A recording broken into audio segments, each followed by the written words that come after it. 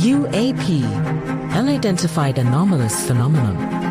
Are they extraterrestrial, interdimensional, time travelers in origin, or are they simply a result of top-secret military projects, false flag alien invasions, PSYOP, drones, or other human-made aircraft? Join the discussion now on UAP Crossfire.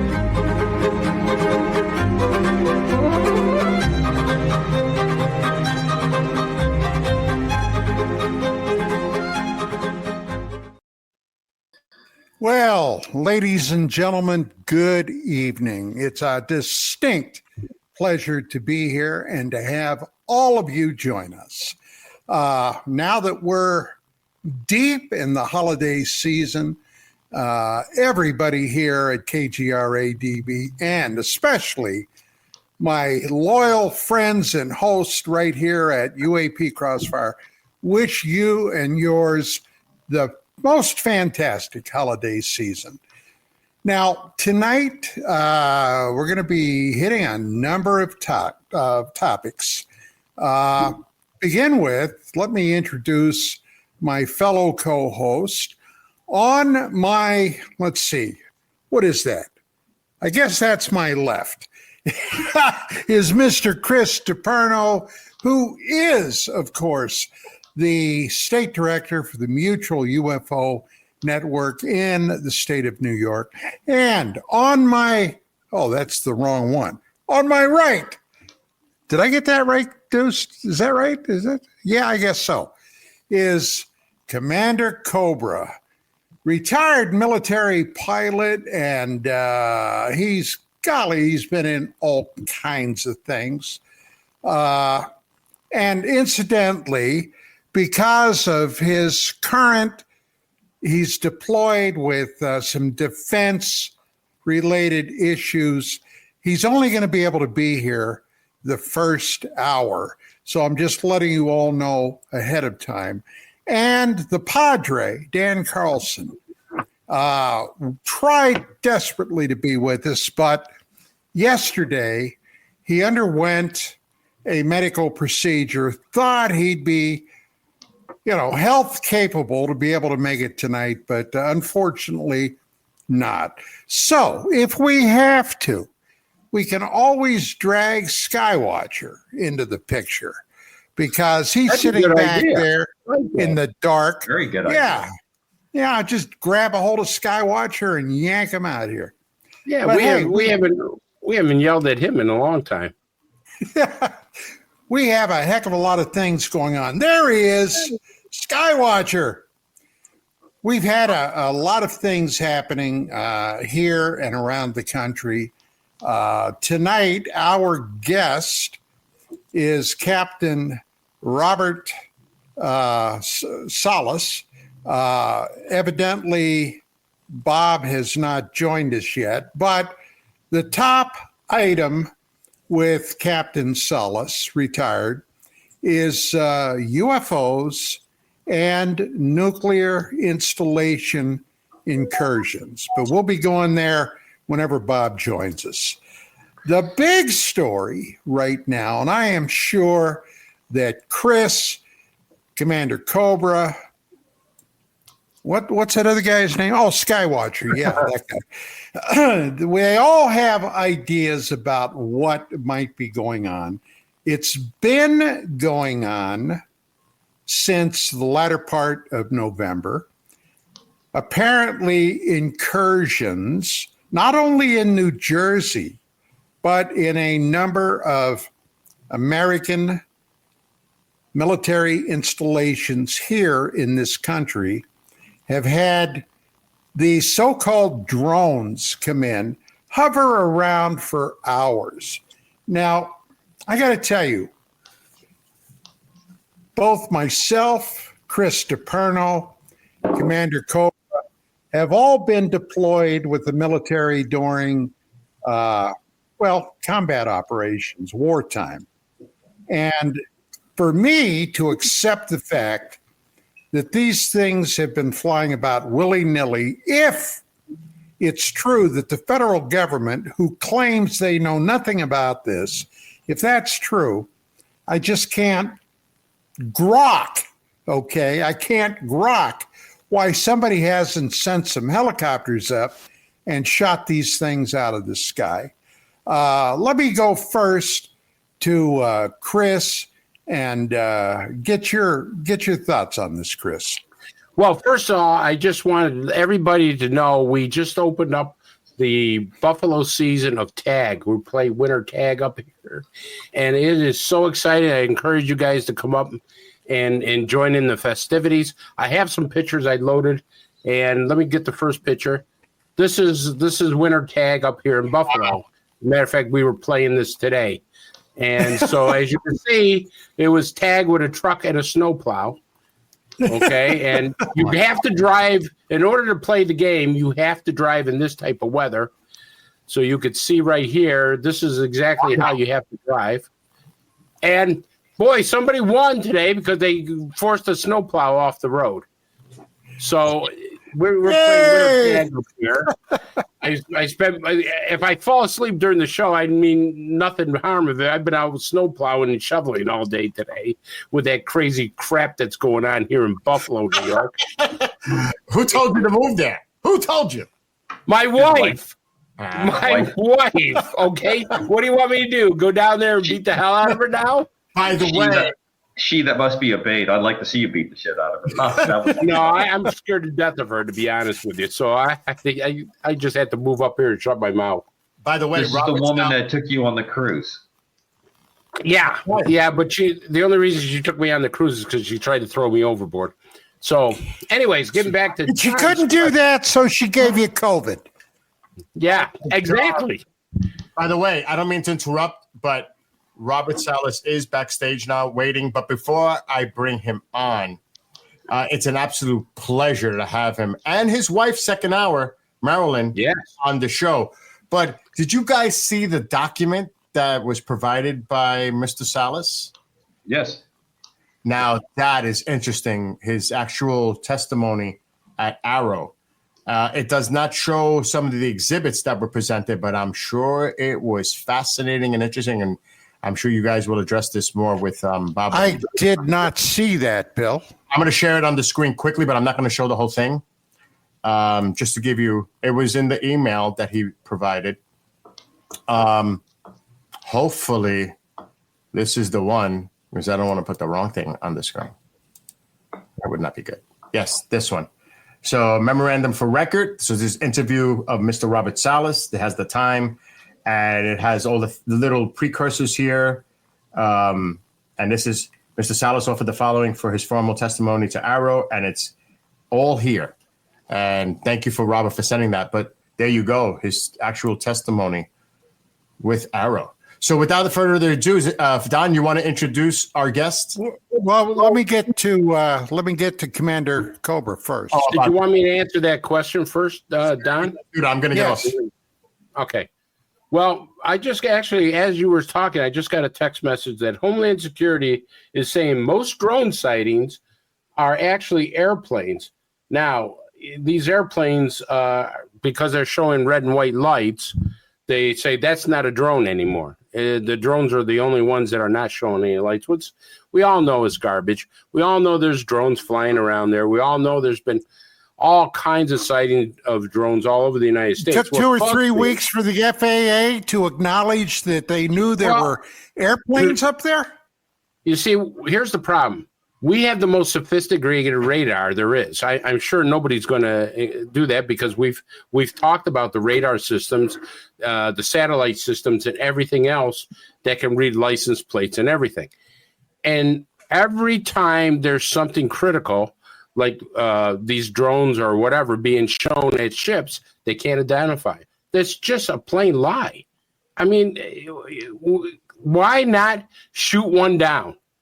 Why did it take all that time for a balloon to hover across, collecting intelligence, and then when it was out to sea, you shoot it down? It was a waste of time.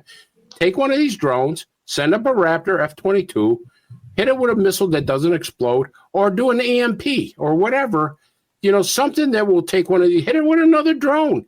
But you need to take one of these things down and see where it's come from. because, there's all kinds of rumors. There's panic now because people are saying, oh, my God, there's chemical weapons. There could be a bomb. And all we're doing is panicking people. Commander Cobra, what do you have to say? Well, I'll be brief. There's a lot going on here. The fact that these aircraft are lit adds the legitimacy of the aircraft. Most of the drone aircraft these days are lit. They are operating in airspace around airports with certain types of rules that are in place. The activity level that's going on is very interesting. It could be dry run type activity for a foreign military or intelligence gathering. We have had a couple incidents where people have been apprehended, foreign nationals flying advanced drone, small UAV drone technology over military installations. The stories and how this is coming out and the absolute confirmation that there is no mothership off the coast of New Jersey, that they're not ours, but they're not foreign military, trying to tell people not to be concerned, is only one part of the story. And we have international bases. Bases in England are the latest one that have had a number of these vehicles seen over alert facilities. That's pretty standard intelligence gathering to see what you can gain out of that, out of those kinds of surveys. This went on at Langley Air Force Base in Virginia over the last couple of years, over the F-22 facilities. That's why you're seeing a lot of things, and like anti-UAS netting that's going up over to open hangars or the open shelters. And we're seeing what this capability is from Ukraine. The fighting in Ukraine has truly been a drone war or UAS war. So there's no easy answer. I apologize to the folks that are able to hear me but see me moving around like in very slow scan TV. I have very, very poor internet connection. I'm just glad I could get a chance to speak to everybody and meet with Robert tonight, and ask everyone to stay tuned for Robert in the second hour. Even though I won't be with you guys for the second hour, it was great to get a chance to see everybody tonight. All right. And with that being said, thank you, Commander. Thank you, Chris. I'd like to bring on a very, very special guest, Captain Robert Salas, United States Air Force retired. And Captain Salas has one hell of a story to tell us tonight. Captain, welcome to the show. It's a pleasure to have you here. Thank you, Don and Commander and Chris. It's great to be with you. I finally got on, a little technical glitch there, but we're good to go. Okay. Now, Captain, your service back in the 60s at Mammoth Air Force Base, you were a Minuteman ICBM officer with a flight of 10 Minuteman ICBMs. Is that correct? That's correct. Minuteman I.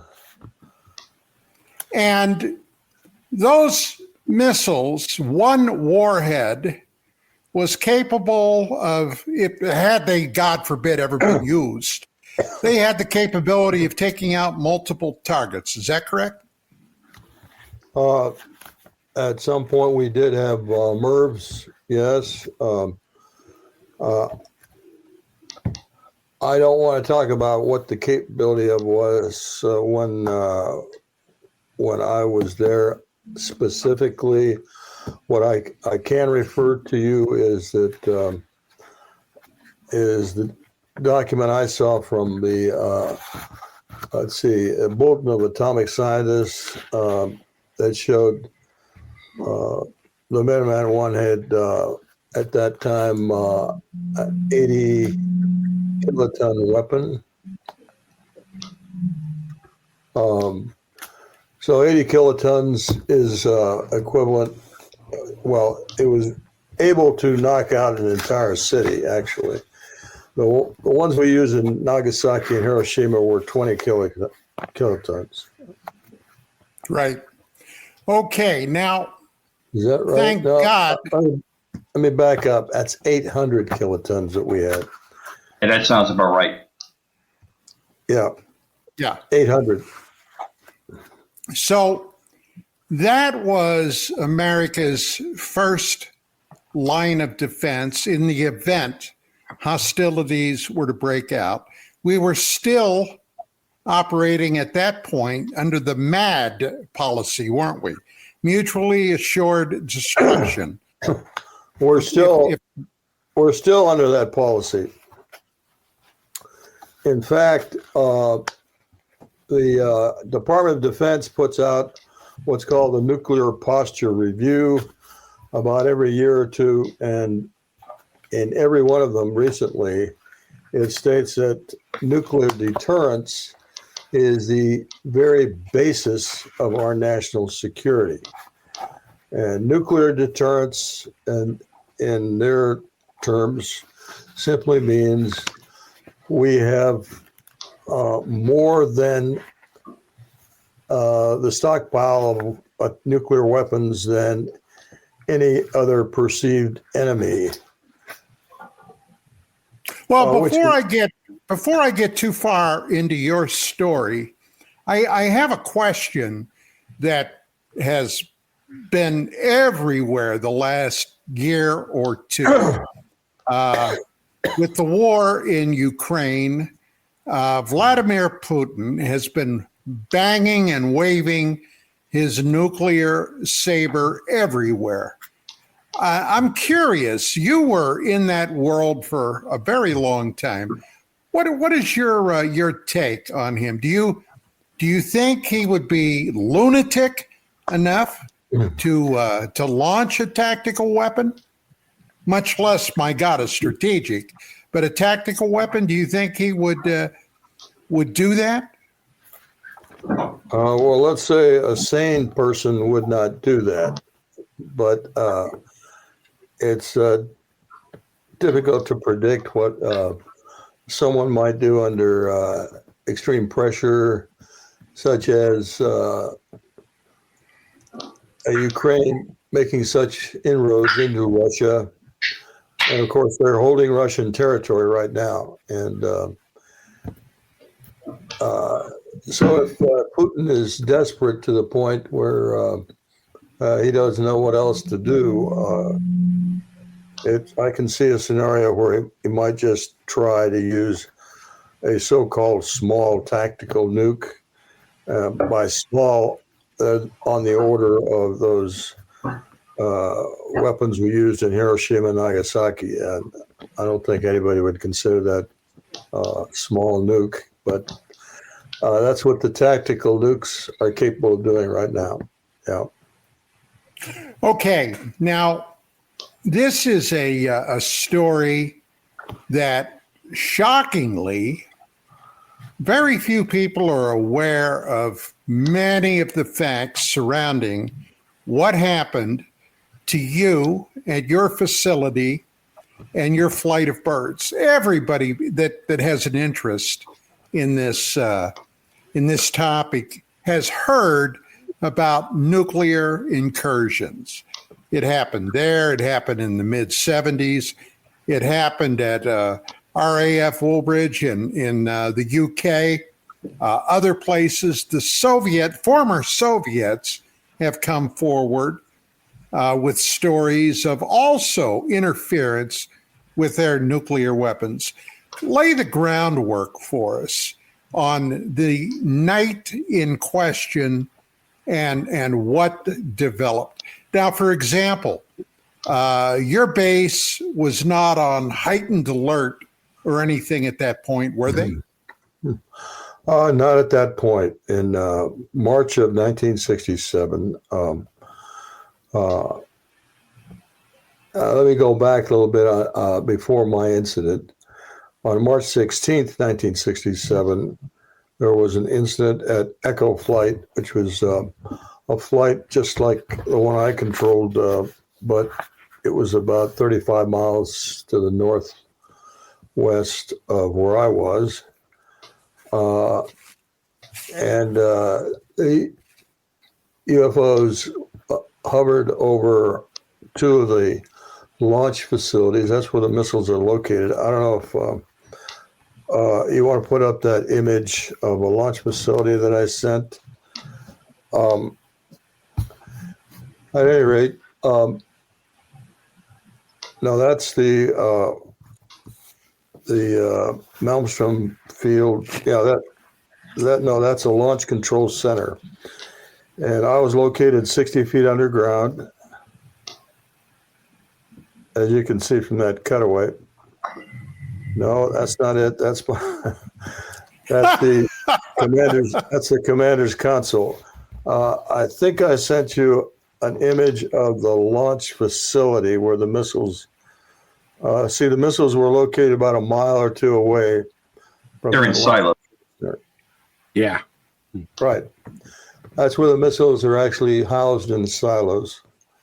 At any rate, we had maintenance people on site there, and the UFOs came over two of the sites and shut down all 10 of those missiles, and that was the Echo flight incident, March 16th, 1967.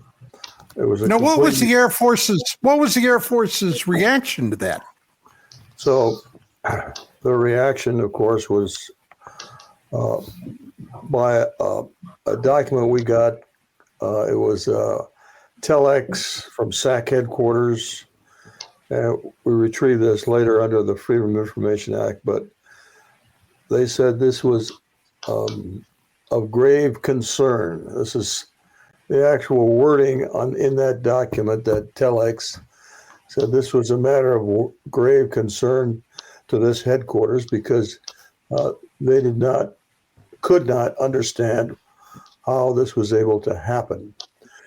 So that was a kind of a. Now those silos are hardened, correct? They're very hardened. Absolutely, yes. So whatever technology was allegedly used could apparently go through that hardening like a hot knife in butter. Well, what I'm suggesting happened, not only at Echo Flight. The reason I brought up Echo Flight is because we were not aware of Echo Flight incident that happened 8 days prior to ours. But certainly the Air Force was aware of it, and that was kind of a precursor to what happened 8 days later on March 24th, 67, when I was on duty. Excuse me. So here's what I think happened. UFO came over, sent a signal through 60 feet of earth and concrete, penetrated a triply shielded cable system that we had called the Sensitive Information Network. These were 9-inch diameter cables. They were huge and triply shielded against EMI, electromagnetic interference. But somehow this signal penetrated that, and to each missile separately, because these missiles were not interconnected per se, but to each missile separately sent a signal to a particular piece of hardware called a logic coupler, which was part of the guidance system, and simply interrupted that connection with the coupler, and that's what shut down the missiles. There was no damage to any of the equipment, none at all. It was simply a quick intermittent signal that shut down the guidance system, and therefore the missiles could not be launched, and they went into a no-go condition. The same thing happened at our facility at Oscar Flight on March 24th. Only the object was hovering just above us, just above the launch control center. Now, under normal circumstances, Captain, if a nuclear facility such as yours had been attacked by hostile forces, what was the posture? What was the defensive measures you had available to take action against that? We did have a fighter interceptor squadron, and of course we had security upstairs. In fact, I thought we were under attack. After the second phone call I got from the guards up there, they were very frightened. They had their weapons drawn. This object was just sitting right above them in the air, silently. It was not an airplane. And they were desperate on what to do next. I just told them to secure the facility. It was their responsibility, really, to secure the facility. So, did anybody fire? That's a good question. I'm not sure at this point because they could not speak to me. I could not speak to them after the incident. So they invited me to come and meet with them, but I couldn't go because I'd already signed a non-disclosure agreement not to speak with anyone in the Air Force about this.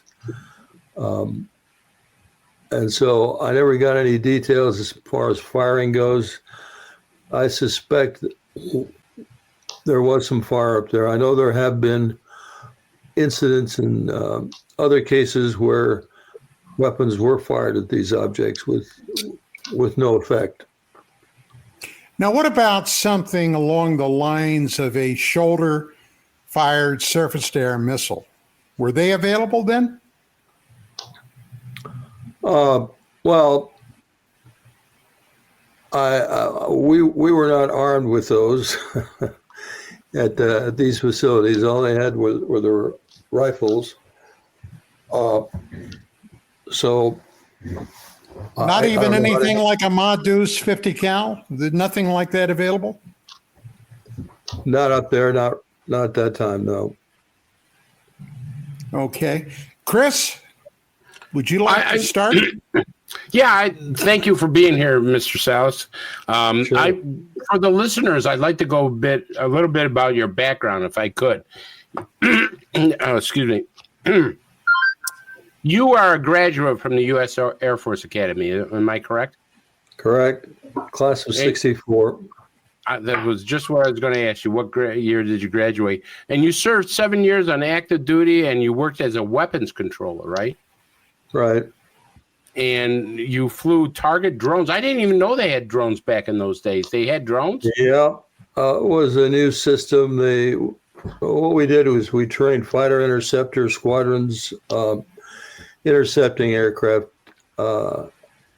And part of that training was to use this drone, which was radio controlled, and we would fly it over the Gulf and then send the fighters after it for their training.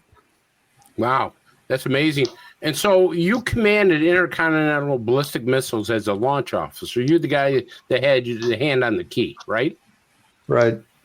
And stuff. So, you've had a phenomenal career. You were Air Force Missile Propulsion Engineer on the Titan III program, 1971 to 73. You worked as a reliability engineer for Martin Marietta Aerospace, Rockwell International on the space shuttle design proposals. You did all that. So you had a top secret clearance, right? Above top secret. Yeah. Okay. What I'm trying to lay the foundation is that a man of your caliber, your stature, right? You've gone through many physical tests, mental tests, reliability to make sure that you're very competent. Am I correct on that? I'll agree with that. Okay. I the reason I ask these questions is because I want the audience to know how credible you are. It's important because some people don't know who you are, sir. And so you're just not some, Johnny on the spot. You're an Air Force graduate. You're from the academy. You've done all these amazing things. So your credibility is a lot higher than what you would have some, housewife going out of the backyard and looking at some things. So what I'm explaining is now that you did this, the people that worked under you at that site, sir, they all pretty much had almost the same training, or their clearances were high enough that if they had a nutcase out there, they would get rid of them, correct? Well, hopefully we wouldn't put any nutcases out there to begin with. Well, that's what I'm saying. So when these guards reported that this craft was doing what it was doing, did you find that you were actually under attack? Did these guys take any type of action while this was going on, other than just calling you, sir? Okay, well, the problem is we were locked in at a huge blast door. Again, this was a hardened site, so we had to keep that door closed, and it is for a matter of security, because we didn't know what was on the other side without going through security procedures. So I couldn't go up and take a look to see what was happening. I never ordered them to fire. However, one of the guards was injured, and there were rumors that it was because of maybe his weapon jammed. He tried to clear that and injured his hand, or some other accident happened. But I was never told that they fired on this thing, but I certainly wouldn't be surprised if they did, because I told them it's your responsibility to secure the facility, do whatever you have to. And like I said, this was a reaction. Firing at these objects was a reaction of other security guards that I know of other incidents in the field at times. Let me go to Commander Cobra, Chris, because he's going to have to be leaving in roughly a half hour. Gotcha. Commander Cobra, do you got anything to add or ask? Well, Captain Salas, let me first thank you for your service as a fellow, and you're here with all veterans here tonight. And I understand how demanding the duty that you served, especially when you were in the bunker. I have 3 questions for you to poke at. How long did it take you to get the system back online after this event? Is the first one. Was there any response by the interceptor, the fixed wing interceptor jets that you had? Did anybody launch for that?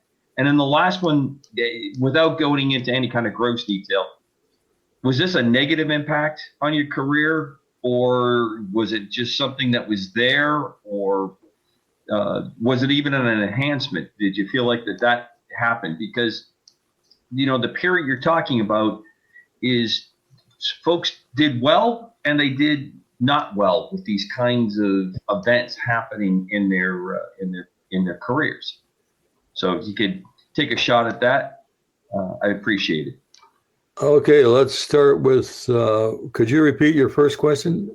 How long to get everything back online? Oh, yeah. This is a call to the White House when one system is not working, let alone the 10. Now, okay, so after we reported it to the command post, there was some kind of a delay in getting the maintenance crews out there because we had an inertial guidance system. The targeting and the guidance had to be reset by maintenance crews. They had to physically drive out there to each of the sites and go through a procedure, which took a little while. So I would say it took a full day after the incident to get all the weapons back up on alert status. I'm just guessing that because we were never debriefed. This incident went dark immediately after it happened. Like I said, everybody got calls to shut up, keep your mouth shut, don't talk to anybody. And so, but the point is, I was there another year as a missile crew commander. And so that was a promotion after this happened. And then, and in that year, we were never debriefed on either the Echo flight or the Oscar flight incidents. And we would be briefed every time we went on alert status, which was about every 3 days. We would be briefed on anything going on in the field that affected the systems. But we never got a debrief on the what they were doing to investigate these incidents, or anything substantial changes that would be made in order to keep this from happening again. So it was a complete. It went dark. The whole subject went dark there at Malmstrom. Second question. Yeah, the second one was what happened. Did anything launch to that? It doesn't sound like you probably know if you didn't have any formal debrief, but did any of the interceptors that were in the area get airborne? Oh yeah. We had a fighter interceptors squadron on base. They were on alert, and they were launched according to the investigation by the base operations officer. He wrote a report, and it was reported that they were launched. The fighters were launched against these objects, but there was no further action after that. I mean, the objects had disappeared, and I don't think they had any kind of encounter with them. I just don't have all those details. You know, that again, like I said, all the information on this thing went dark. It was told to us that this would be a classified incident, and that's why we would should never speak about it. Well, just out of curiosity, what was it? Well, number one, the last question Commander Cobra asked was, did it have a negative effect on your career? Okay, but this is so astounding that this had to shake all the way to the White House. What was it that finally convinced you to go public? Well, I certainly wanted to go public, but this NDA I signed had the words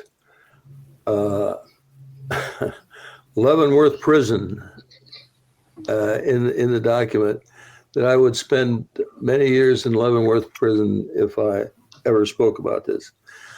So I didn't. And then in 1994, so that was 27 years later, or something like that, I was in a bookstore. I was out of the Air Force by then, but still under that NDA, of course. But in 1994, I came across a book in a bookstore, first sale to the public. It was called Above Top Secret by Timothy Good. And yes. I picked it up, happened to turn to page 301 of that book, if anybody's got it. And on there it said UFOs came over and shut down missiles at Malmstrom Air Force Base in 1966 and 1967. So apparently there was a previous incident in 1966 at Malmstrom. But I was excited because the way it described, the brief description it gave, it sounded like the incident I had recalled 27 years ago, and I thought the Air Force might have declassified it for some reason. Were you aware of this book? I'm aware of Clear that book. Intent? Yeah, but that's not Greenwood the book. and Fawcett? Yeah, right. Yeah. But they talk about that in here. As a matter of fact, this entire book, Clear Intent, which I consider to be a must read for anybody in this field that has a genuine interest, is mostly about military encounters with many nuclear base incursions and encounters? Yes. So as it turned out, Ray Fowler, you guys may have heard that name. He wrote other books. No, Ray. And he's still alive, by the way. I checked with him recently. He's about 91 years old now.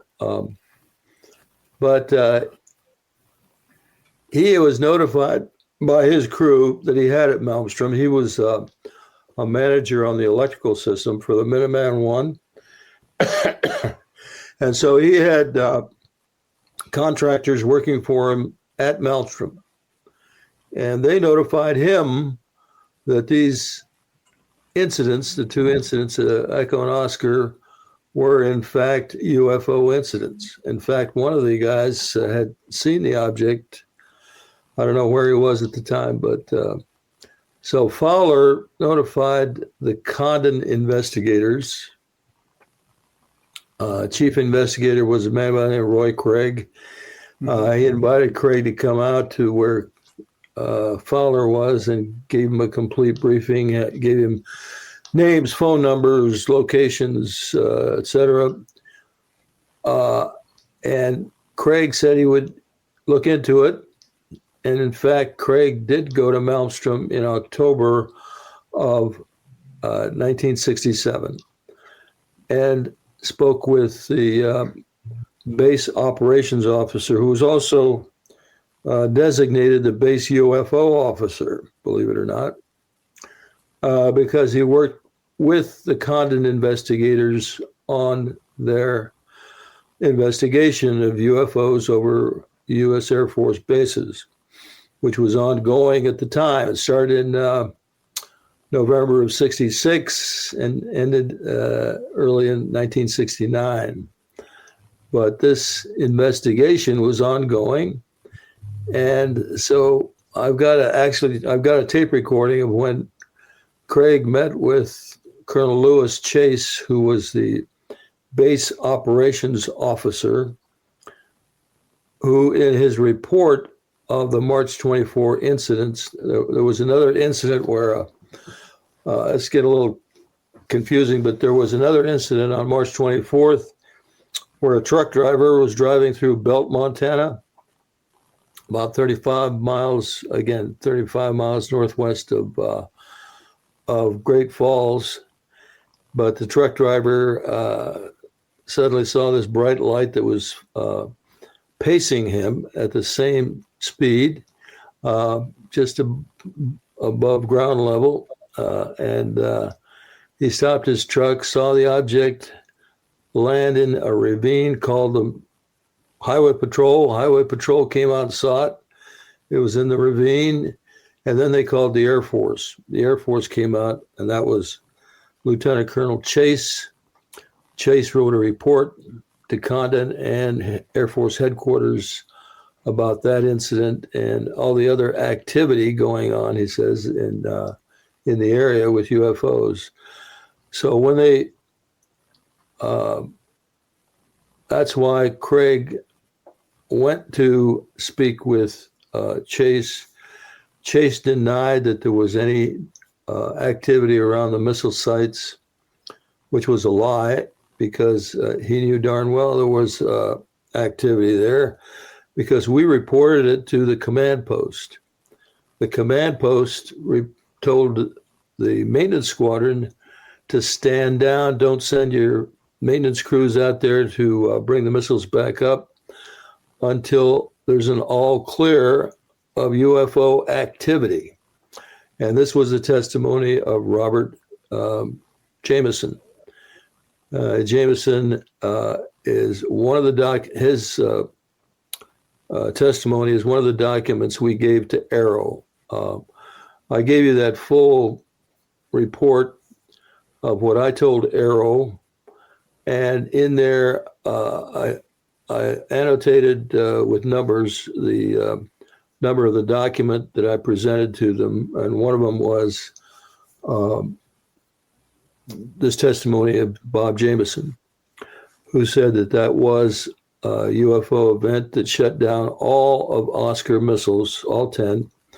All 10 of Echo flight missiles was verified by that telegram I referred to earlier from SAC headquarters. So within the span of 8 days, we lost 20 nukes to UFOs. Now, I had heard, Captain, that at least one, possibly two of those missiles was so seriously affected they had to be totally replaced. The other ones had all their guidance systems fouled up. Is that true about one or two missiles having to be pulled and totally replaced with a new missile? I certainly have not heard that, but again, I'll repeat what I said before. There was a complete shutdown of information about both those incidents after they occurred. We could not speak about it, even to each other. We were never debriefed. So I can't confirm that, where you heard that. I'd like to know where you heard that. Well, actually, that's going back years. Larry Fawcett, one of the two authors of that book, Clear Intent, that I showed, was a fellow police officer. Okay, he had been a police officer. I had been a police officer before I got involved in this crazy thing. Chris here is also a retired police officer. So one thing we've got in common, we ask a lot of questions. But Fawcett had told me that it was his understanding that one missile, possibly two, had been affected to the point where they had to be totally replaced. Now, he had traveled out there to investigate that. And also in connection with that were many mutilation reports coming in on cattle and actually other things being mutilated. I'm sure you're familiar with that. Yes. And when I first became officially involved, when I became the director of research for UFO magazine, I got kind of in a cross trail, if you will, with mutilations, because as a criminal investigator back in 80-81 or 81-82, I had investigated two cattle mutilations. But because of some conversations I had with some other notable people in the field, I got put on to, and this is somewhat even more horrifying, human mutilations. And Fawcett told me when he was out there in that area, one person that he interfaced with was the county sheriff. And the sheriff had a map on his wall with all of these pins stuck in. And it was close to the air base, close to the Air Force Base, all these UFO reports and sightings.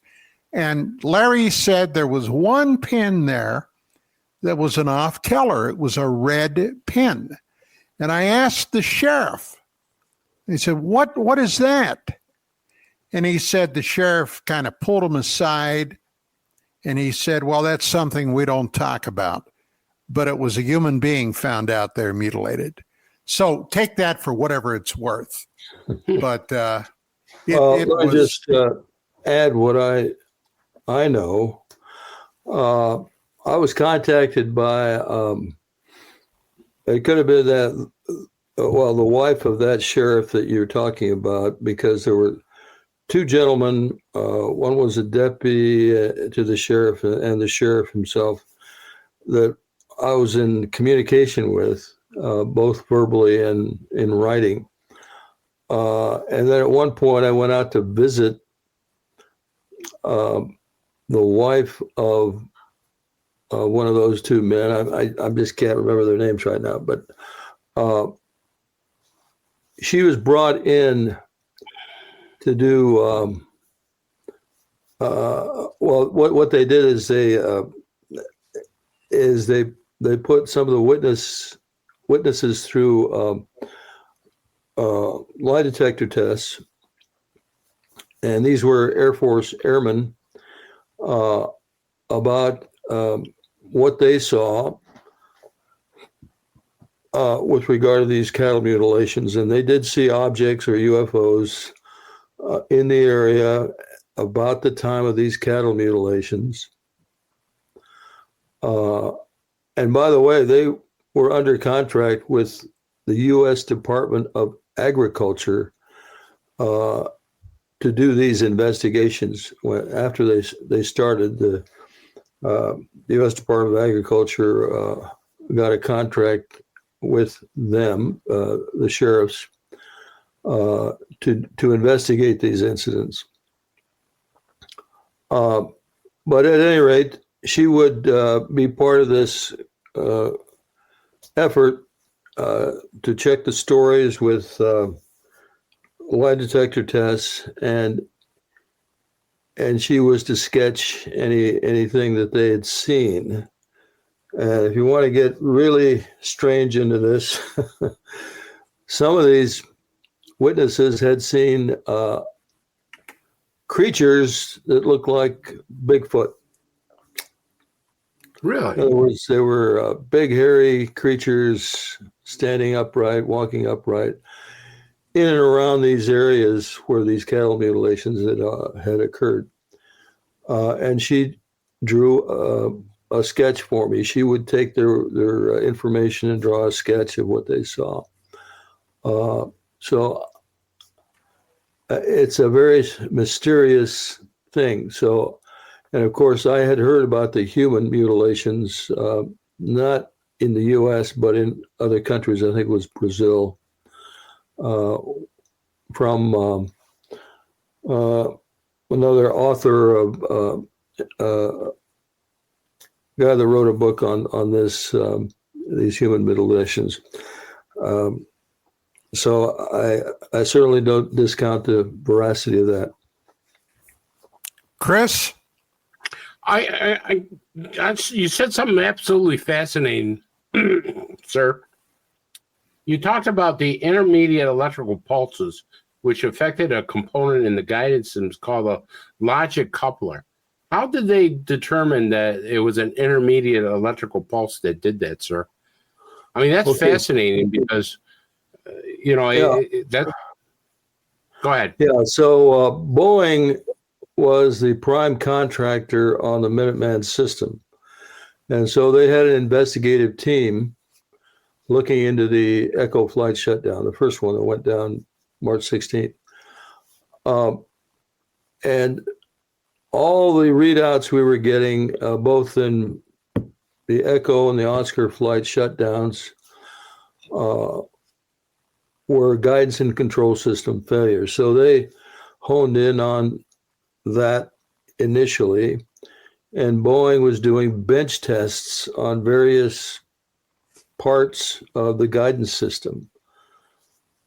And one of these parts was called the logic coupler. So they were trying to figure out what could have shut that piece of hardware down. And through their bench tests, they were able to use a particular voltage at a particular frequency for a particular duration. And I have those numbers if you're really interested. I've got those numbers. I just don't have them in my head right now. But they were able to replicate that kind of a failure mode. And they determined that if that signal got in, and they did conclude that it had to be an external signal and not internal. Nothing internal could have caused that signal. But if that experienced that external signal, it would have momentarily tripped or shut down temporarily, and that would have been enough to disable the guidance system and shut the missile down from alert status. Now, Sir, these silos, aren't they built so an electrical magnetic pulse can't take them out, correct? In an EMP attack? Well, EMP is a little different from EMI, but Okay. yes, I would say that there was an effort to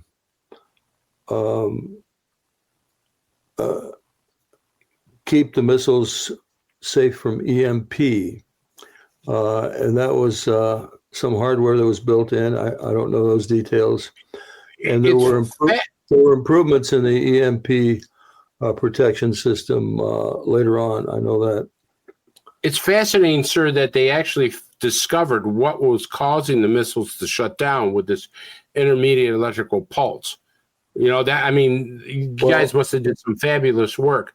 My question, though, is why didn't they take precautions after that? If they discovered what the problem was there the ability to take precautions that couldn't happen again? Again, I don't know what the Air Force did after the incidents. Whether or not they solved the problem, I don't know. There was a report written on the Echo Flight investigation, an internal Air Force report. It was classified. After they declassified the Echo incident, we tried to get a hold of that report, but it was too highly classified and we could not get it under Freedom of Information Act. So it may still be out there, may still be available, that report, and I just don't know.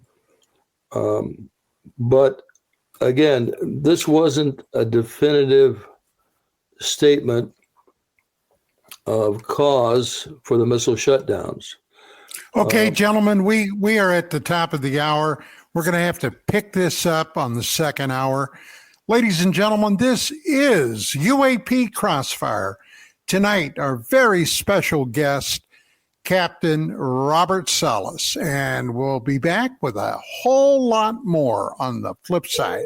Stick around. Before we continue, I just got a message from Commander Cobra. He apologizes, but he lost his internet. He lost his connection.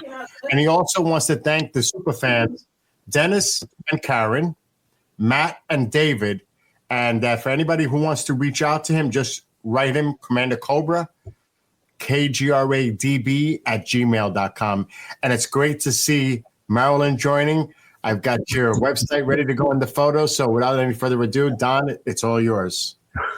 So that's done. Thank you very much. And Mrs. Salas, it's a pleasure to have you here. How are you? Absolutely. And feel free to call me Marilyn. Okay. All right. I understand you have a story to tell. Oh, many.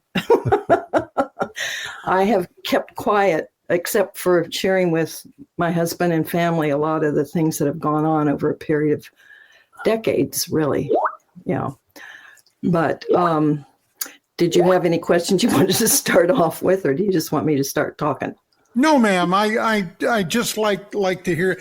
I got to be honest. I am not familiar with your experiences or stories. So okay. I'm just going to let you go charging out there. Okay. Well, I'm going to start off with the fact that I met Bob at Wright-Patterson Air Force Base in the Dayton, Ohio area. I worked there at the Air Force Institute of Technology Library. And so it was in the library that we met. and it was love at first sight. And we essentially knew each other for 29 days when we got married. And we've been married now 55 years. Not much of a rush there, huh? Congratulations. How's that for a starter? That's good. So needless to say, I didn't know anything about the UFO incident. I knew he was, had been at Malmstrom and was a missile officer. But other than that, I really didn't know anything about the UFO situation. Can't even say at the time I believed in UFOs, was not exposed to the whole thing, nor a lot of talk about it, even at the Air Force Institute of Technology. You weren't a part of Blue Book? No, I wasn't a part of Blue Book, no. But I knew about foreign technology on the other side of the base. But really, because they had a library over there, I would send books back and forth when. FTD. Pardon? Foreign technology. The foreign. FTD.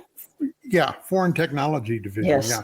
Right. It was over in another area. I think it was either area A or C. I was in area B. I mean, that's a big base over there, right, Pat? So anyway, as the story goes on, it wasn't until 1994, 25 years into our marriage, that I hear about this story about the UFO when he came home from being at a bookstore that day when we lived up in the Seattle area. And he told me about it. And also I had actually a friend of mine was there with me, and she was a hypnotherapist. She happened to know about MUFON. And she was the one who gave him the information about who to get in touch with at MUFON in order to tell his story. So thank goodness Pam was there. And she actually did a little regression hypnosis with him to try to help him remember some of the details about, the incident. So she was very helpful. So after 1994, my whole world changed. I think it changed for Bob too. But he has been very dedicated and motivated in talking about this for 30 years now. So I commend him, and he's my hero. I got to tell you, I am rather astounded that he has not been called before one of these congressional committees. All right. Now, I've been doing this research investigation for a long time. Okay. Chris and I have often discussed this. And I got to say, my personal opinion, Marilyn, is that these hearings are nothing more than a dog and pony show. Now, I have a great historical knowledge background. I'm not bragging. I'm just saying this is what I did when I became involved in this field, especially here in the United States, going back at least till 1947. And the one thing that shocks me is that these people have almost entirely dismissed the idea of researching any of these former cases, like Captain Salas's case. Right. That case was, astounding. And if there's anything, look, the Air Force, since at least 1947, have been lying through their teeth about everything about this, everything. Indeed. And it's, they back in the 60s, there's no national security threat. The 52 overflights, no, there was no threat there. Okay, what happened in Europe in 91, over Brussels with NATO? There's no security threat there. That's just simply constant denial. Deny. Yeah. And because we tend to want to trust our government, and I think they know that we did 2 tours in Southeast Asia. Okay, I was wounded twice. No, I got a problem with trust. Yeah, no, I don't blame you. And having gone through all of this and the way they have treated the subject matter, I've lost my trust also, at least in that aspect of it, and who knows what else, But Bob has been very diligent and has been motivated for all these years in trying to bring the truth out about it. I just want to say, I've thought about just being quiet about the whole thing and just backing off, going public with this. But this lady right here kept pushing me to keep talking. So I owe a lot. I owe a lot to my wife for that. I have a story to share about that in particular.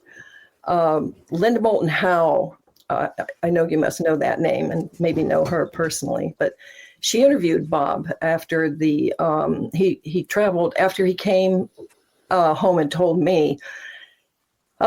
he decided to go over to Malmstrom, Great Falls, Montana, and talk to the newspaper people over there. And they ran a front page story about it. And so Linda Moulton Howe picked up on that, and she was able to interview Bob on the Art Bell show. Art Bell. He's right. So we were living up in Seattle at the time, and I remember so distinctly that he was on the phone probably, I think it was about an hour's interview. And then after the interview was over with Art Bell, he hung up the phone and he said, "Oh, thank God, I'll never have to talk about that again." And I laughed because I knew in the core of my being this was just the beginning.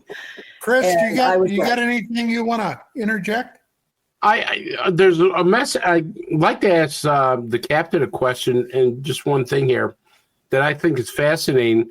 You spoke to Congresswoman Nancy Mace. Am I correct on that, sir? Yes. Yeah. On November 13th.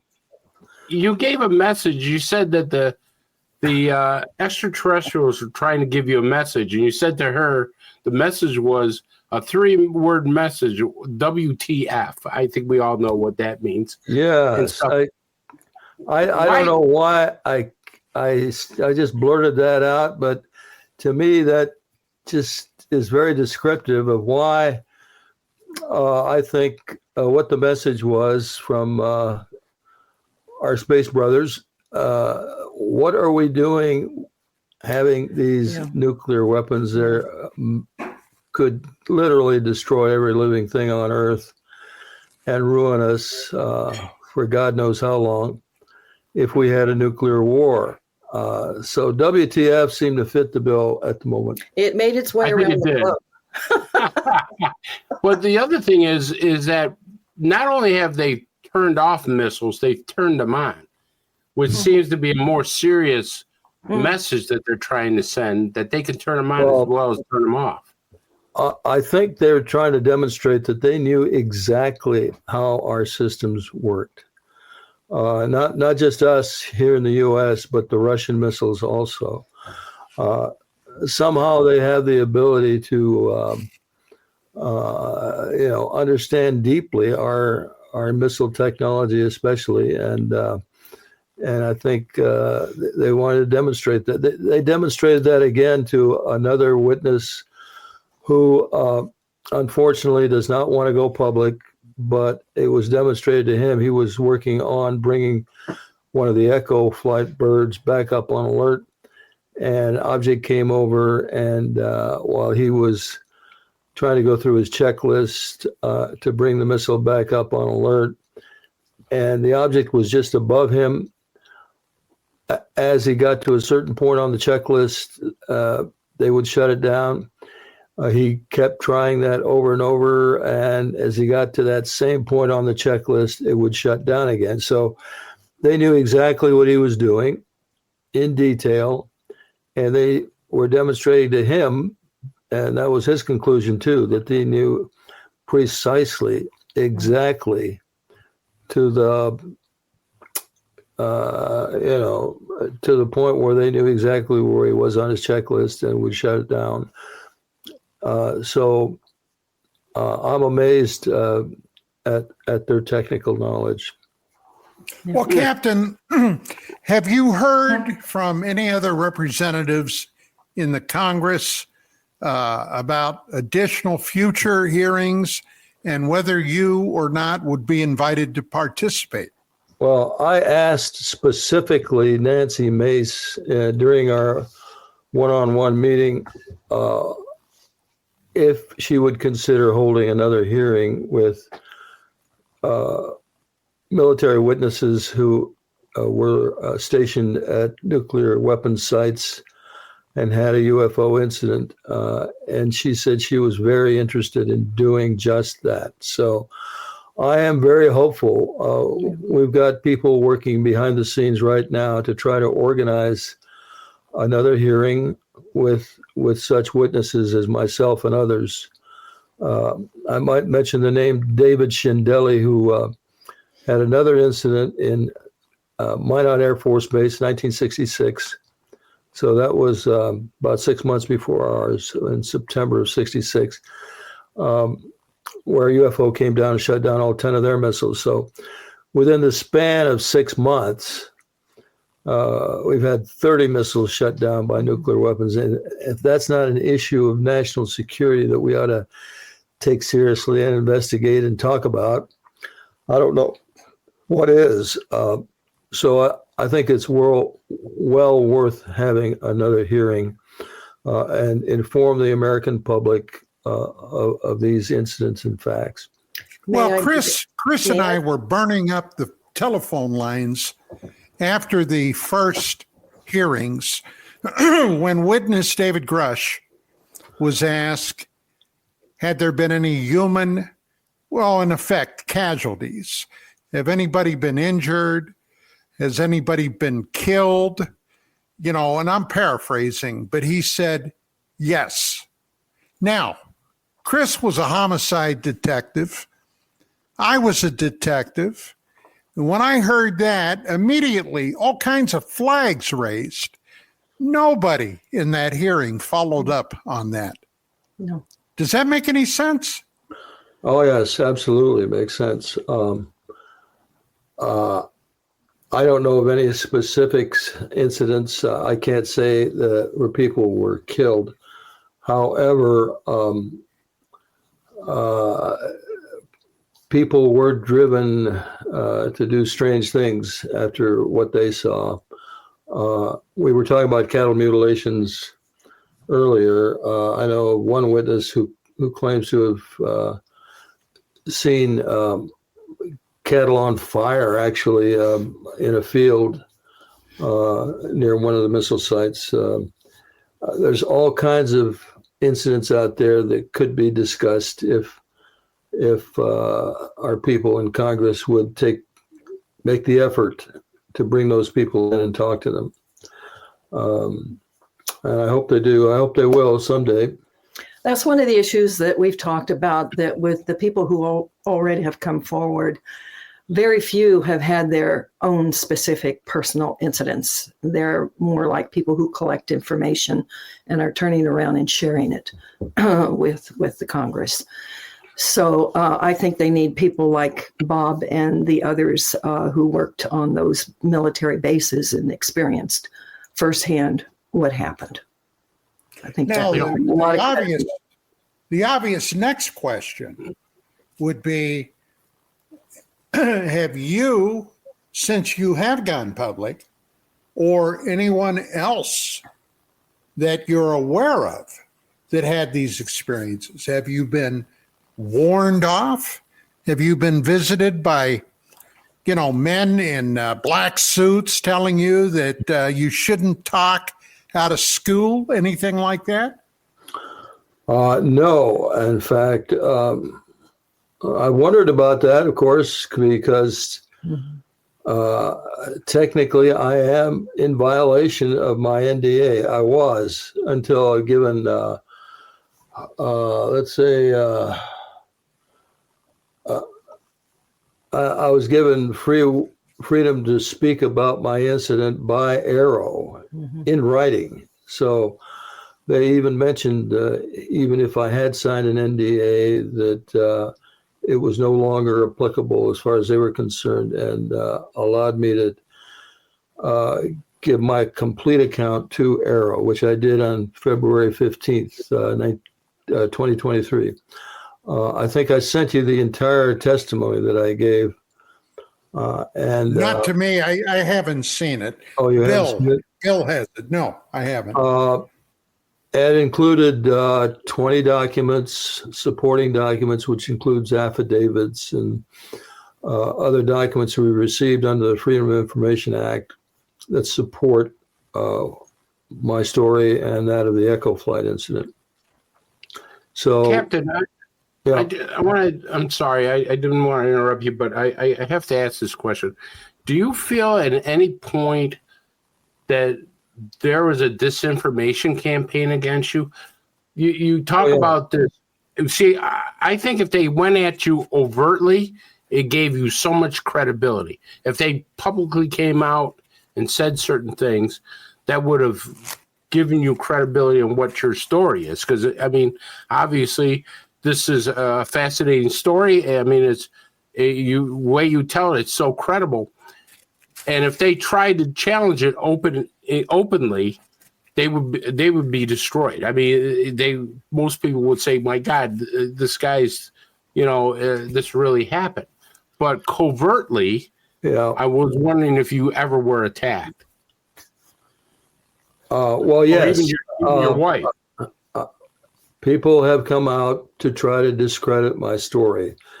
One gentleman in particular, James Carlson, who was the son of Eric Carlson. Eric Carlson was the commander of the Echo Flight crew during the night of the incident at Echo Flight.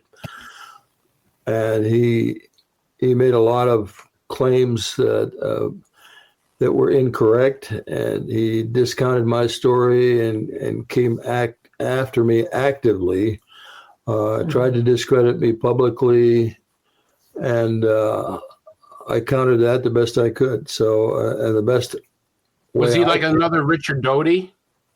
Something like that, yes. But so I discredit those people by telling my truth, and I haven't changed my story. Was he in the military, this guy? I think he was. I was told by his father, no less, that he did have mental issues, but it could be that he was encouraged to discredit me by outside forces. And that case had been declassified. It was through the efforts of Bob and his partner who helped him write his first book that they got that case declassified. Echo.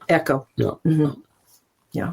That happened 8 days earlier. So that could be another reason why they really haven't gone after Bob. I don't know if you gentlemen know that I have had an abduction experience. And no, I did not know that. No. And my wife also, Marilyn, that's why she's here. Because and that's one of the reasons we sent those photographs. I don't know if you've seen the photographs, but yeah. I'm usually the first to go, Captain, and the last to know. So change that around. That's the way it is. That's the way it is. Yeah, in 1985, I was at home in this particular house. I remember I was out of the Air Force by then. I was working for Federal Aviation Administration. But my wife and I and two small children were at home. We had gone to sleep, and I suddenly woke up, saw blue light coming from our living room. I woke my wife up and said, "Do you see the blue light?" She said, "Yeah." And at that point, I said, "I'm going to go investigate. There may be somebody in the house." So I tried to get up, but then I was paralyzed. And I remember struggling as hard as I could to get my mobility back, but I was completely paralyzed. At one point, I even asked my wife for help and turned and looked, and she was completely unconscious. She had gone. I was out. She was out. Next thing that happened, a being or someone was at the entry to our bedroom, had a hood on.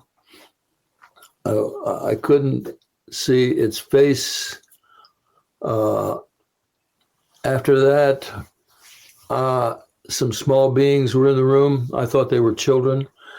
They lifted me up off the bed and carried me towards the bedroom window. I had locked the windows, and I didn't think these small children, I thought they were, could unlock it. But they didn't bother with that. They took me right through the window. I know that sounds ridiculous, but that's no, I've heard this. No, it doesn't, sir. Many times. Many. That's what I got from 4 separate hypnotic regression sessions is what I'm telling you. Do you believe it has anything to do, this experience, with your experience at Mammoth?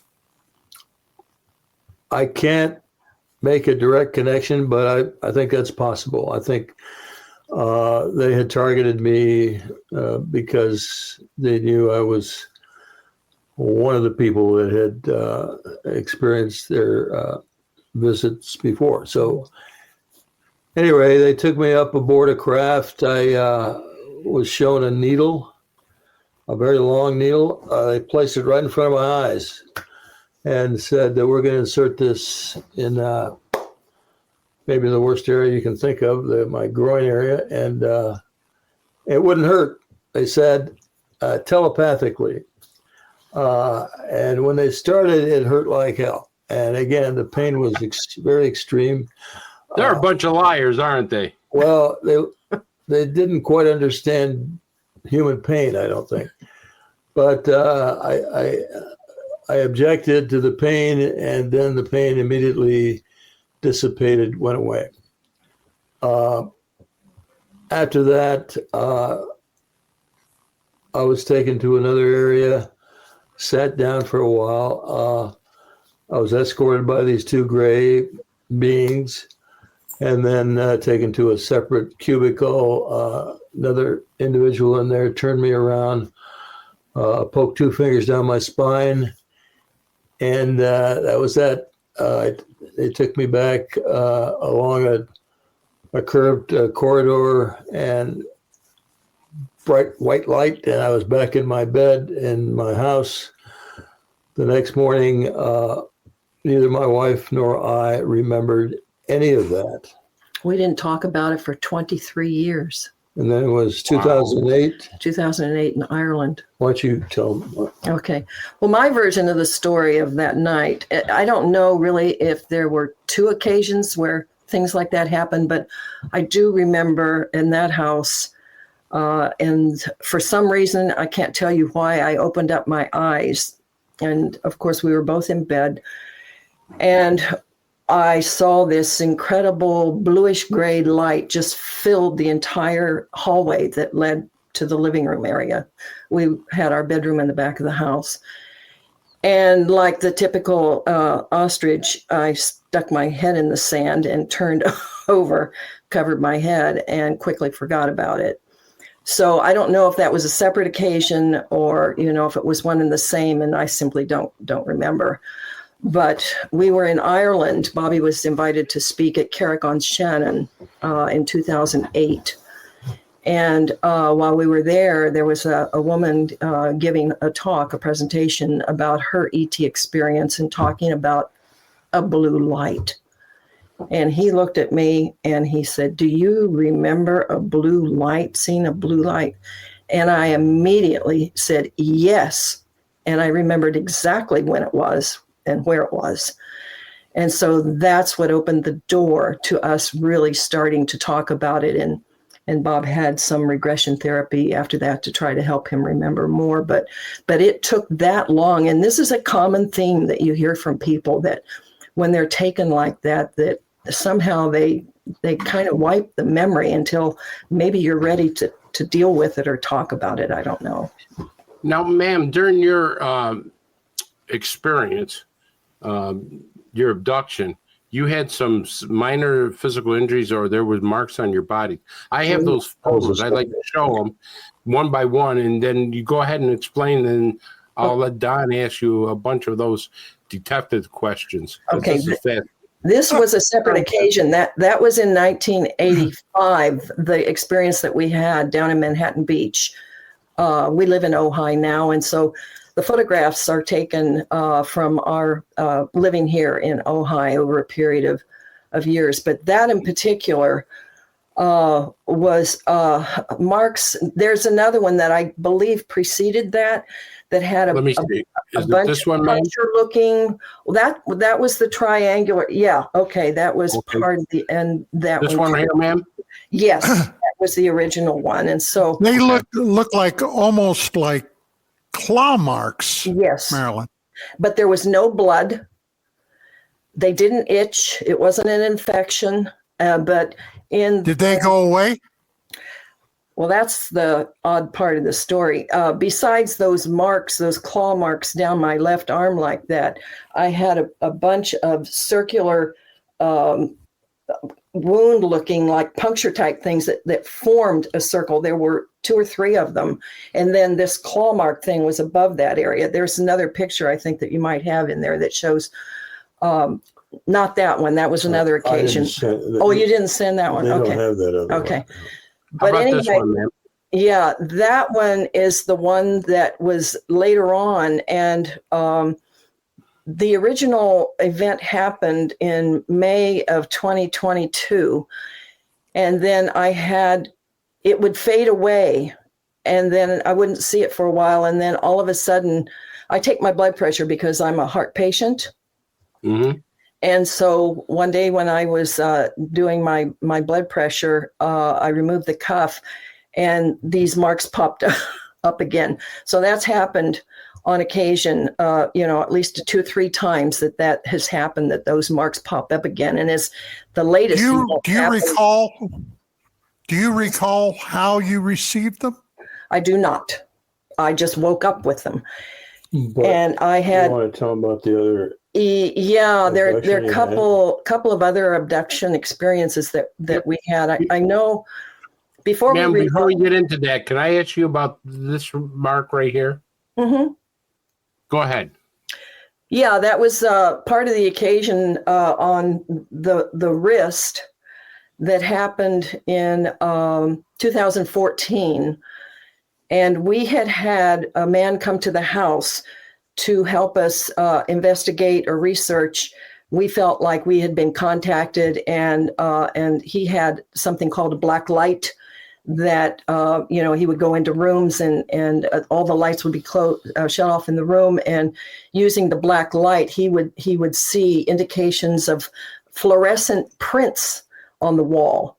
And so we had those in our home. And then we were back in our bedroom area, and we had the lights off back there, but he turned the black light on, and on our hands, on Bob's hand, there was a red fluorescent light between these 2 fingers. And for me, I had a blue fluorescent half moon type figure light on that. And so I was shocked to see that, because in normal lighting, you couldn't see it. It was only because of the black light. And so I said, oh my gosh, when did that happen? And he said, that was recent. And yeah. And he said, I call you guys frequent flyers. I will never forget that one. I won't ever. Ma'am, I got one more picture I wanted to show you. Yeah. Maybe you can explain it. Okay. Not that one. I'm trying to find it. There we are. Yeah, now that happened previous to those marks being made on my body. That was in January of 2022. So again, I don't have any conscious memory of being taken at that time. But the other ones that you showed there with the triangular mark on my wrist, I had a dream. This was about 4 days after the man was here and did an investigation research thing on our home, and we saw the fluorescent figures on our hand, and so and the wall. And so that following Monday night, I think he was here on a Friday night. The following Monday night, we went to bed, and I had a dream. And in the dream, a tall white, when I call it a tall white, really all I saw was the head. But it was powder white skin, almond-shaped eyes, but not the big ones like the grays. They were smaller, no hair, but a very loving presence. And she, because I felt it was a feminine energy, took me by the hand and took me out of a dimension, the wall, the window, the ceiling, I don't know what, but in the process of being taken through something, there was this immediate scattering of light. It's like from the center out, it's this light, just like I was going through a portal or something. And then I didn't remember anything else. And it wasn't until the next morning that I actually remembered that dream, which looks like it was reality and not just a dream. And that's a common story too, that people think that, their events are dream, but not really. But that's the next morning I saw the triangle on my wrist in the some other marks on my body. Bill, my leg- and Bill, did you have something? That's why I popped in, because when she brought this up about dreams, a lot of people report having lucid dreams, Yeah. sleep paralysis. I've had my own personal experiences with dreams with little ones on the side of my bed, etc. Yeah. What would you say to folks that would use meditation? Because you have this website, and I don't know if it's connected. I'm sure it is with you. I'm going to share this on the screen because it does mention meditation and healing mist. There must be a connection. I'm going to share it right now. This is your website. Oh, my love's blessing. Yeah, but it says that meditation and healing mist. Is this a connection to your own personal experiences? And my life seems to be centered around that, and that love's blessing aromatherapy was actually developed with the use of what I call my gift of a pendulum. I have a crystal pendulum that was when I was first introduced to it at a metaphysical store in about 1991. The lady in the store handed it to me out of a case, and her phone was ringing, so she didn't see the reaction of the pendulum as she gave it to me. She just turned around and walked away to get her phone. And then all of a sudden, the pendulum took off like a helicopter blade, and it went round, and it was, and I hadn't even asked it a question.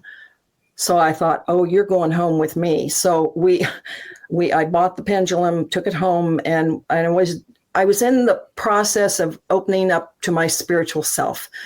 And I knew in reading books that I think Edgar Cayce said that meditation was the pathway to spirituality and opening up. And so at one point I was sitting in a meditation. Bob was already over in Indonesia with our son at that time. He was on a 2-year job to help the Indonesians to certify an aircraft. A commuter aircraft. Commuter aircraft.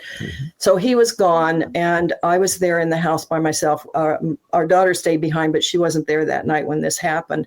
I had the pendulum in my hand. I was in a deep meditation, and all of a sudden I felt a paralysis on the left side of my body.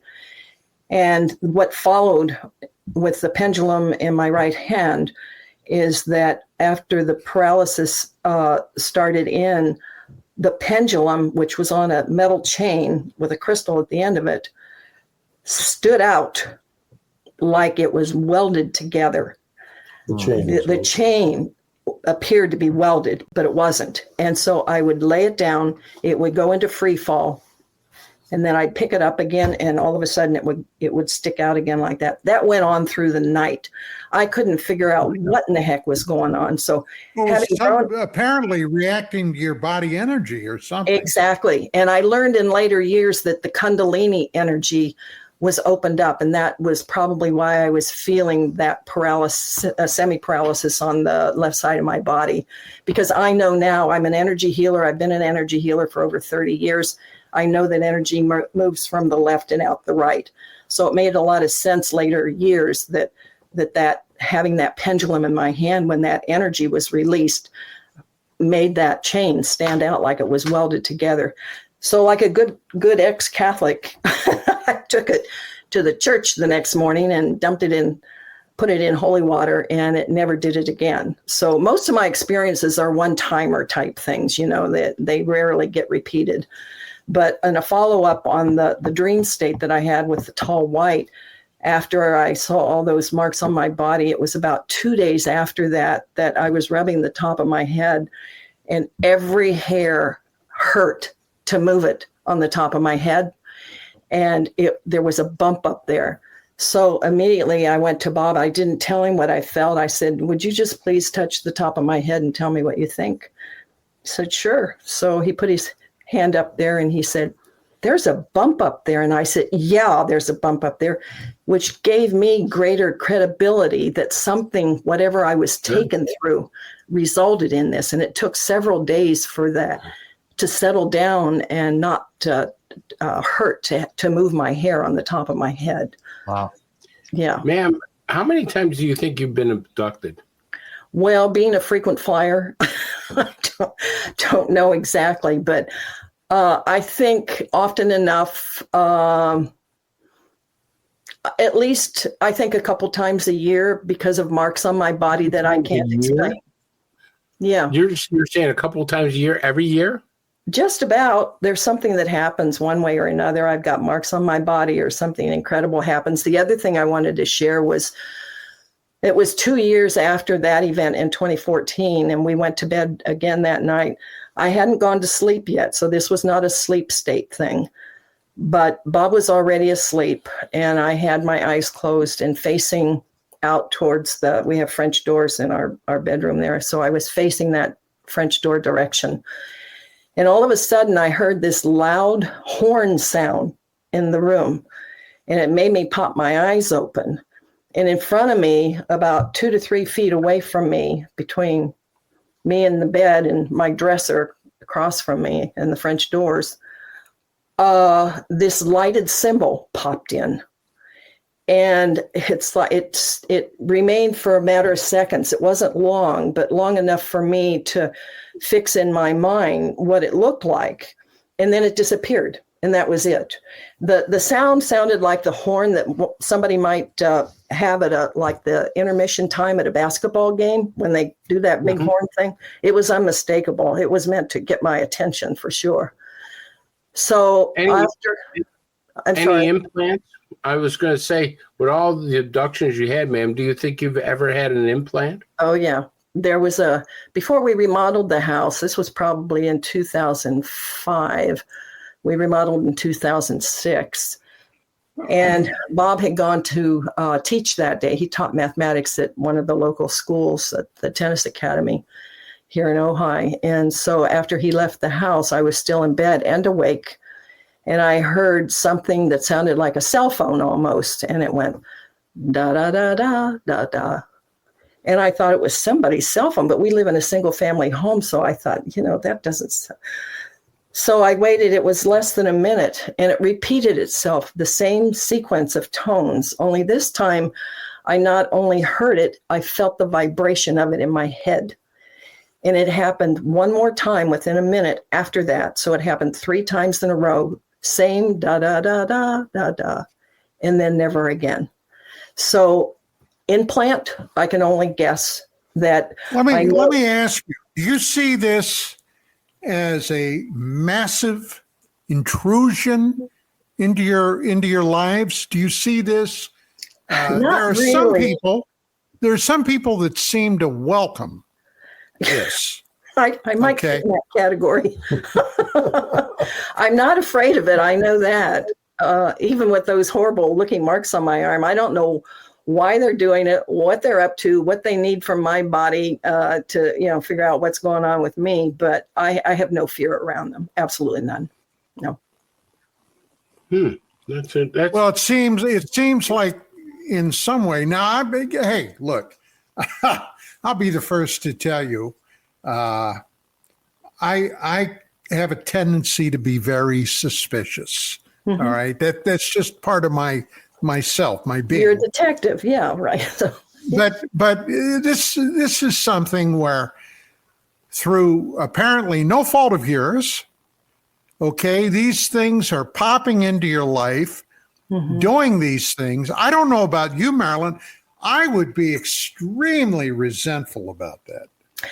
Well, I think the reason I don't feel resentful is because on one hand, I'm not sure exactly who's responsible. If it's my spirit guides, if it's the ETs, I have no idea. All I know is that when I was told I was a healer by the yoga teacher when we lived in Jakarta, Indonesia, I was told that I'd been a healer for many lifetimes.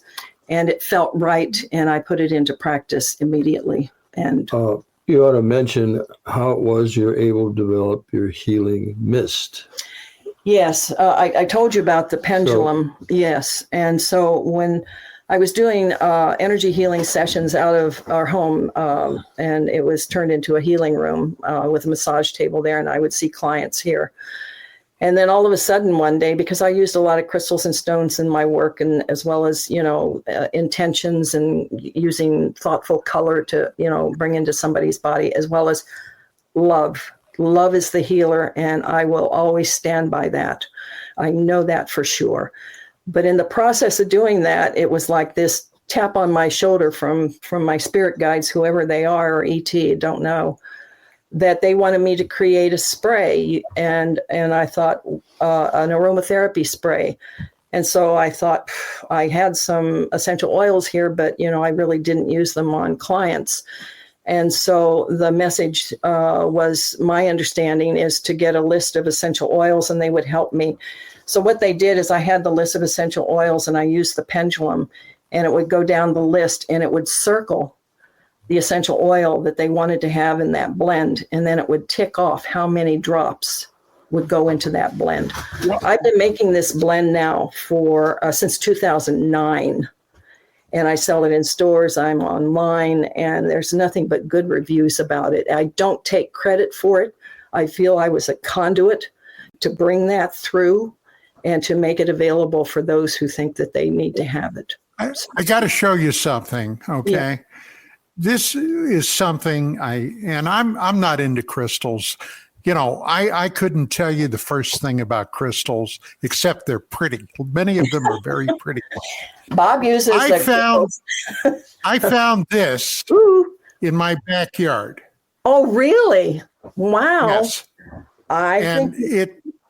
It's a gorgeous thing. You know what I use it for? Mm-mm. We always have a stack of napkins on my table. Okay. I put the crystal so it holds the napkins on the yeah, so they won't blow away. It's useful. You found a use for it. But no, crystals and stones are just such amazing pieces of work. From being an energy healer for over 30 years, I know their value. And I've worked with stones that, put on the third eye area. I've had people who had never had their inner vision opened up, that with particular stones, that all of a sudden they would have inner visions. They would see things that they had not been able to see before. So they are powerful. You see anything in this? Is there a hidden message? That is for you. You should sit in meditation with it. Just see what pops in. Go ahead.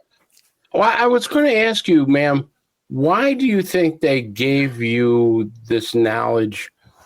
What did they ever explain to you and say, we're giving you this formula and we want you to do this with it, and this is why we want you to do this? Was there anything you got in that way? It's never verbal. It's always an understanding through thought form. So, sitting there and talking to an ET, I couldn't tell you that, I actually have done anything like that, although I may have. But as far as I know, most of them speak through their thoughts, and people understand their thoughts and reply through their thoughts. Have you ever got their thoughts wrong, or you ever thought that this doesn't make any sense? Rarely. I tend to go with my gut feelings, and I use my pendulum on occasion to ask questions. I try to be not have a formed opinion ahead of time that it would affect the answer in any way, which is hard to do when usually if you have a question about something, you already kind of have an idea about what you want for an answer. So you try to be neutral about it to get an honest answer. I do know that. And so when you were describing your incident with the crystal that was, actually horizontal, it was stiff. Yeah, right. And you put it in holy water. Yeah. And it just changed. It went loose again, correct? Yeah. And for that reason, I thought maybe there was something evil going on. I didn't understand. That's what I was going to ask, if you thought there was something spiritual to this as opposed to an ET presence. Could have been. All I know is that I do believe the Kundalini energy was opened in my body, and that's why having that pendulum in my hand reacted the way it did, was because of the release of the energy from my base root chakra there, that all that energy came down my right arm and out my hand. Can I interject? Yeah. Sure. I think you ought to talk about some of the testimonials you received from people using Love's Blessing. Oh, yeah. Well, people can visit my website called lovesblessing.com. And I have, that's the testimonial page, I believe. But you can order the Love's Blessing online, as well as another aromatherapy blend I put together with the help of Spirit called Sacred Union. But most of the people who have used the Love's Blessing make comments about feeling calmed down but uplifted. People use it. They have used it on their pets also, for anxious pets, to calm them down. People spray it on their pillows, their bedding. They spray it in the dryer for their clothes to have the scent. There's just something about the combination, and there are 26 essential oils in that blend. And so with that kind of a combination, I didn't know what I was up to when it all started, but it turned out not only the crystals, but the water that I use in the bottle is crystal and stone water. I have a glass vat in the workroom that I have that is filled with the water that is sitting there with crystals and stones and positive words all around it, like love and compassion and devotion and things like that. So all the energy of those words go into the water. Any of these things you made, has it actually cured somebody or healed somebody? Actually, yes, I have people tell me that when they use it, and in fact, there was a lady just recently who lives in the same building area where my brother does in St. Petersburg, Florida. And she had a bottle of it that I gifted to her and her husband, probably a few years ago. He didn't really use it, but she fell recently, broke her arm, and started using the Love's Blessing right away, sprayed it on her. And she said right from the very beginning, it had a positive effect on her, helped her with diminishing the pain level. And then she was even told by the medical people that her healing process was about 2 weeks ahead of schedule, that from what they normally see with somebody with that kind of a break. So help people with cancer. I mean, there are just so many ways that it's to me, love is the healer. And that's the reason that the name was chosen, to call it Love's Blessing, because it is made with love. It comes from love. And my last question before I turn you over to Don here, Captain, you claimed that these extraterrestrials that have visited you and everything, you claim that they're pacifists, that they're, I'm getting the story that you guys are telling me that they're really here for the good of humanity. Am I correct on that? They're trying to teach us stuff. Yes, I'd say in general that's correct. They are trying to, let's say, raise our level of consciousness so that we are more caring about each other. I have a theory, and it's just my speculative theory, that since they are so advanced technologically, and that they must have gone and so old, I guess, civilizations, they must have gone through similar conflicts like we're going through. In other words, wars, maybe amongst themselves, amongst other civilizations in the universe, and found a way of living in peace with each other and other civilizations. And so they know that's possible.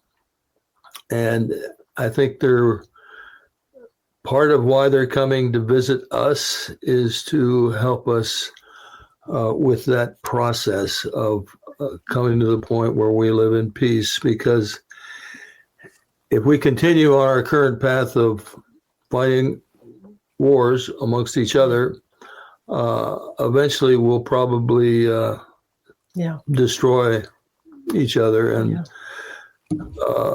And so I think they understand that, and they're trying to help us overcome that. And I think that's part of our mission too, is to help people understand that, I mean, Bob and I have a little bit different opinions. I think there's the good, the bad, and the ugly of them, just like there's the good, the bad, and the ugly of us. But for the most part, at least the ones that have been contacting us are very loving. And I think overall that they are here to oversee what's going on this planet and to try to help us avoid any catastrophe. Well, I've always, excuse me, felt that if there were one group of off-world visitors coming here, there were multiple groups. Yes. Maybe as many as 5, 6, 7. Now, I've been involved in this research for a very long time, interfaced with folks across a vast spectrum: NASA, the Pentagon, DOD. I mean, just every skeptic in the country at one point or another. I've either crossed paths with or crossed swords with. So it's been one of those kind of things. Now, I got to tell you, the one constant theme I've gotten, ladies and gentlemen, is that there are a couple of groups of visitors that have come here, perhaps in passing, perhaps they have a long-term mission, but they've been predisposed toward the human race. In other words, friendly, okay? There are others that are at best, all right, casual visitors, casual viewers. But there is one group that, and I've gotten this from a number of sources, that are inimical toward humanity. Inimical. My wife, the word lady, just corrected me. So at any rate, Wives are for. That's what wives are for. really. So at any rate, and that's the group that I've always been very, very wary of. Now, with that being said, about 7, 8 months ago, periodically I write position papers, and I wrote one on this disclosure business. And I am convinced, and Captain, I think you'll appreciate this, that there is at the heart of this conundrum, at the very heart, there is a core secret that very, very, very few in the upper atmosphere are aware of. And this core secret will not be breached. And I think the way, for example, the Air Force has acted in almost, 75 years, okay, proves that true. But this is protected by an SAP, a special access program. And Captain, you know what that is. So what's your feelings about that? Do you see any worth? No, I absolutely agree that there is an ultra secret group, not only within our government, but other countries are participating in this secret group that is absolutely dedicated and committed to maintaining secrecy on what we know, what we've discovered about our visitors, about their craft. And so that's why it is so difficult to get the government to fess up on what they know. They've got a lot of power. We can only imagine how much power and how they exercise that power, but I think they're willing to use almost any method to maintain secrecy, and that's what they're doing. Including termination. Well, absolutely. Ladies and gentlemen, we are unfortunately out of time. Captain Salas, Marilyn, I got to tell you, this has been a distinct pleasure. Thank you so much. Thank you, guys. I know Chris, if Commander Cobra was here, I know he'd be saying the same thing. But thank you. And thank you. we hope you folks have a wonderful holiday season. Thank you. Oh, same to you guys. Same to you. Yeah. Thank Merry you. Christmas, Thanks for guys. listening. Thank you. Thank you for having us. Having us. You bet. Our pleasure. Okay. Take care now. Good night, ladies and Happy gentlemen. holidays. Yeah, Okay. good night. Good night.